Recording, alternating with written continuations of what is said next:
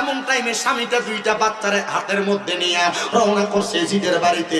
এজিদে খবর দিছে এই দুইটা বাচ্চারে যে দইরা আইনা দিতে পারবে তারে 100 ওট উপহার দেওয়া হবে। হাইরে নবীর বংশরা মারার জন্য এত টাকা অফার করলো। বুঝতে পারলাম নবীর বংশের প্রতি তার আর মায়া নাই। এটা বুঝবেন কখন জানেননি? যখন দেখবেন মুহররম মাস আগমন করছে, বহুত মৌলবীরা ফেসবুক ইউটিউবের মধ্যে আইসা এজিদে কয় রহমতুল্লাহ আলাই, আবার কয় এজিদ হাফেজ সাহেব ছিল। আর কারবালায় ইমাম হুসাইনের গলা মুবারককে যারা ছুরি চালাইছে এর মধ্যে 300 জন কোরআনে হাফেজ ছিল, 700 জন মুফতি ছিল, এরাও তো ইমাম হুসাইনের গলায় ছুরি চালাইছে। তার মানে হাফেজার মুফতি হইলে হবে না, ইমানদার থাকা লাগবে। কথা কন্যা ঠিক কিনা? ইমান নাই বেটা কি হাফেজ সাহেব? আপনার কষ্ট হইতেছে? আমি কিন্তু শর্টকাট করতেছি, এটা বহুত লম্বা ওয়াজ, 7 ঘন্টা লাগবে মিনিমাম যদি আস্তে আস্তে করি।